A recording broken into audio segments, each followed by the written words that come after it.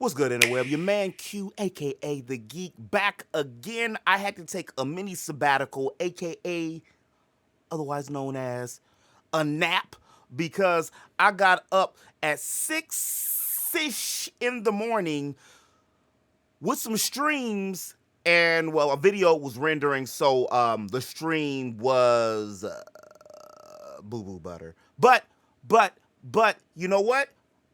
I don't know what was worse, the stream or the Nintendo Direct. I actually held off on talking about the Switch 2 stuff because I don't know. I knew we weren't going to get anything talking about the Switch 2 on this Direct. But, I mean, since this is probably the last year of the Switch, because the Switch is dated. She's showing her age now. Look at her neck. Look at her neck and the varicose veins. The Switch has seen better days. But before I, talked about anything, I just wanted to make sure that it wasn't going to be any Switch 2 stuff before I dropped the video, and then guess what? I was wrong. But since there was no Switch talk, then, I think it's okay we dig into some Switch 2 talk. You know what I mean? Also, about that Direct, how'd y'all like it? RPGs, and more RPGs. I know. But seriously, that's what the new Switch needs. Of course, the old Switch had thousands, if not more, it seems, of RPGs, which I feel is part of the reason of the continued success, the ability to hybrid play at home or on the go. But I'm not talking about waiting around like the Switch had to do for at least a good minute before everybody trusted Nintendo again. I'm talking about right out of the gates. Literally, already have some ports locked, loaded, ready. Maybe, some Twilight Princesses. We've been asking for that. And, of course, some kind of remake or remaster to Wind Waker. Tetra and Smash would have been nice without having to mod it. We already know that there's not going to be any Tears of the Kingdom DLC, thankfully. Appreciate you, Nintendo, for that one. But I do expect, because Nintendo always does this, because it's Nintendo, and they like that extra loot, an upgraded, maybe firmly more clean, fleshed out version of Tears of the Kingdom, maybe scaled up with some ray tracing, something that probably will drop shortly after the initial Switch 2, whatever the name is going to be, drops, because they did the same thing with Twilight Princesses back in the day, and they did the same thing with the Ocarina of Time on the GameCube. They ended up giving us which is worth a lot of money now. I wish I still had it. That extra special hard mode edition. And at least, hopefully, Bandai Namco is ready this time. Square Enix made a killing off of the Switch. They had a few flops, but, both on the Switch and on PS5, to be fair. But at least, and I mean flops considered to their liking, Final Fantasy 16. And speaking of Bandai Namco, I don't know what's been going on with y'all.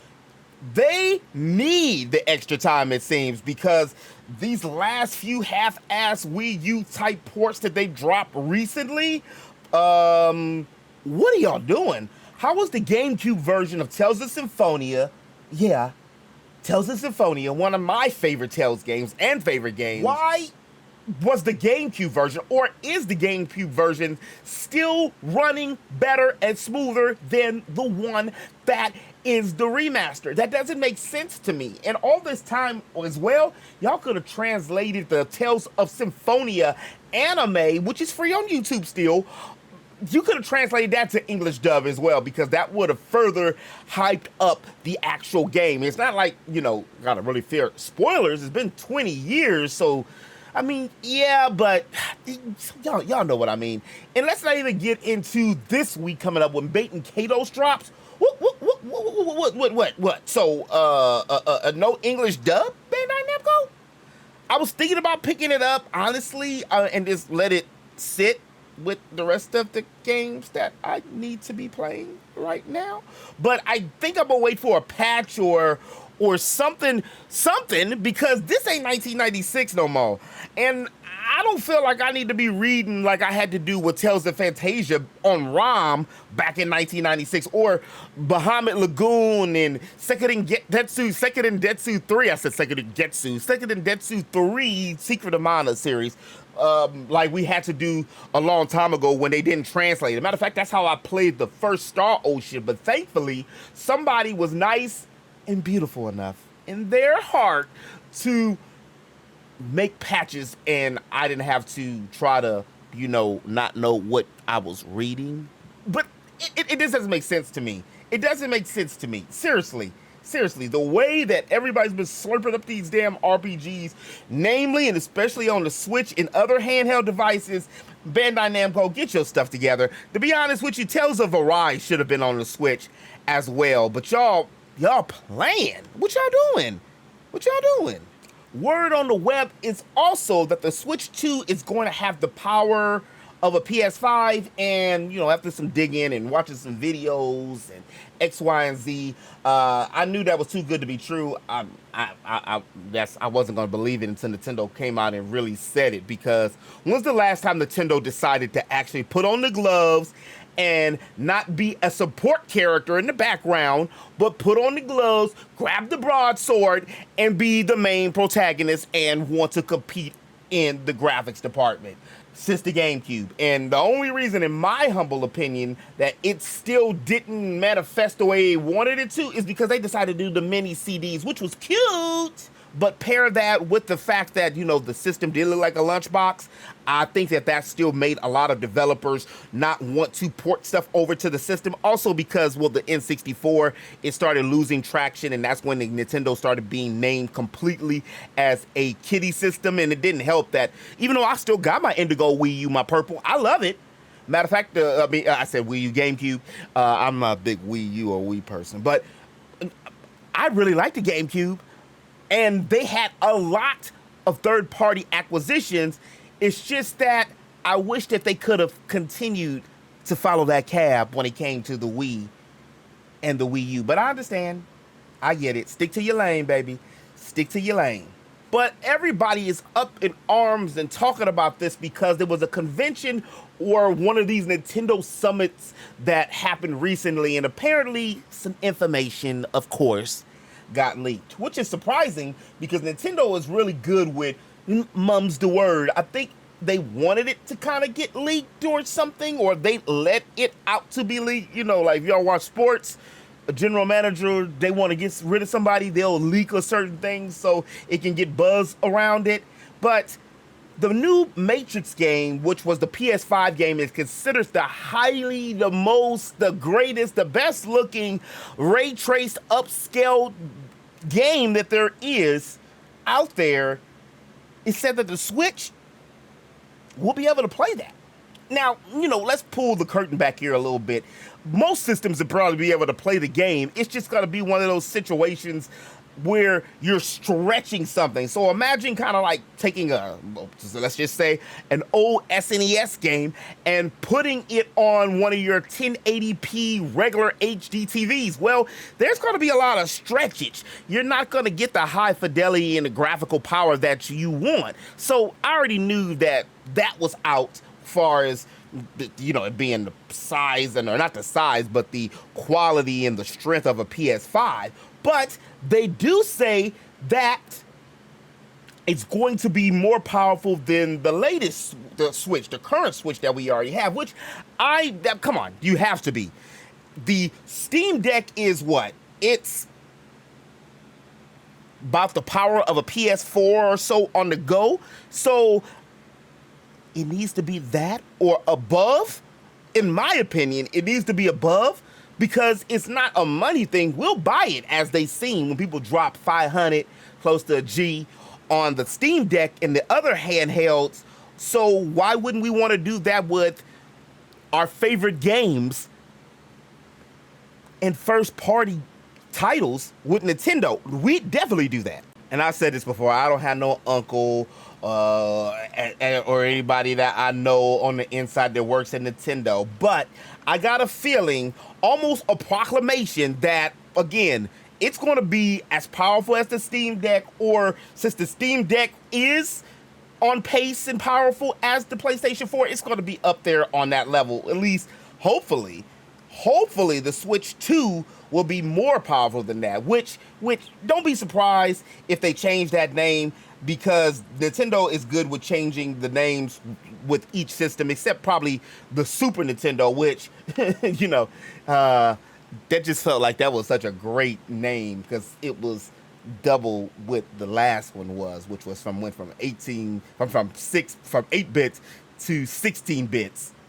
But sadly, I still don't see Nintendo doing too much when it comes to the competing and competition with being, you know, on PlayStation 5 and Xbox Y, Z, on their level. They're not even going to try to match their graphic fidelity, I don't think.